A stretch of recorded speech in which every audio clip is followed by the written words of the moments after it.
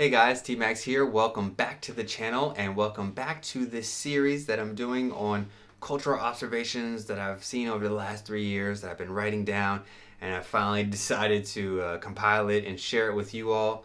And thank you for tuning in so far. If you haven't seen all the other videos, check them out with the link in the description below, and get ready for today. We're talking about housing.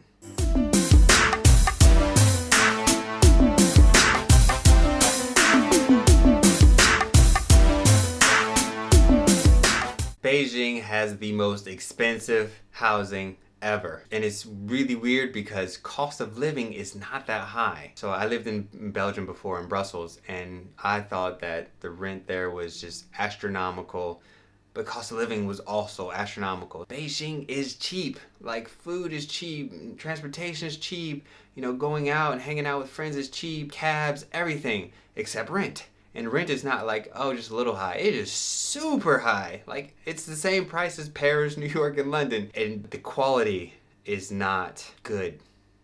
We'll just leave it at that. And I have the pleasure of living on the western side of Beijing in Haidian, where the school districts are very highly sought after, and therefore people pay even more just to have their children go to certain schools. And I'm paying all this money, and I can't even drink the tap water. Nobody can. Nobody can drink the tap water because the pipes are archaic. They're all old and rusted. So the water is clean, but if you don't want to get tetanus shot every day, you probably won't drink the water out of the tap. And because those pipes are not so good, you cannot throw your toilet paper in the toilet, or you shouldn't. So you have to throw it in a garbage can. When you want the lights to come on, you have to stomp on the floor. It's sound-based. And I've never seen this before. It was very interesting. I whistle and that wasn't a good whistle, but I do it better when I'm in the stairwell. I've always lived in apartments. You see this also in office buildings, the way they number the floors. Sometimes there's an auxiliary floor in between, and it'll just be, like, instead of like the third floor going to the fourth floor, it'll be third and then 3AF. Doesn't mean that 3AF is more 3 than 3.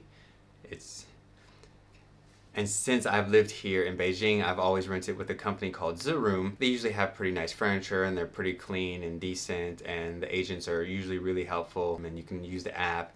And the app is now in English. It wasn't when I first got here. They do like this pooled renting where you share an apartment. They prioritize the bedroom. So the kitchens will suck, the bathrooms suck. At first I was very irritated with this because bathrooms are important in the West. Kitchens and bathrooms sell houses. And then I love to cook, so I want like a nice kitchen. But then after living here for a while, this is my theory. Zoom knows that when you're in a shared apartment, the roommates are never going to see each other, they're never going to talk to each other, they're never going to cook, and they're only going to use the bathroom when they need to use the toilet. So Zoom as a company said, okay, we're not going to invest there, we're going to make these rooms nice, and everything else is going to suck. And in these apartments, there's two things that you will never find: a dishwasher and a dryer. But I see them in stores all the time, so somebody has them, but I've never seen them. And Beijing is well known for its amazing air pollution that's really aggressive in the winter, and this is partially due to burning coal for heat, because the government actually provides free heat to everyone in the city. And that's probably why people don't care about the pollution so much. So the radiators kick on every winter and keep everybody nice and warm.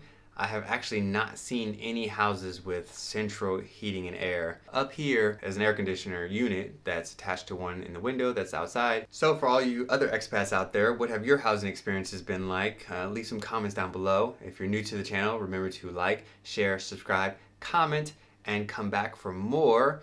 And we'll continue this series, and I'll see you in the next video.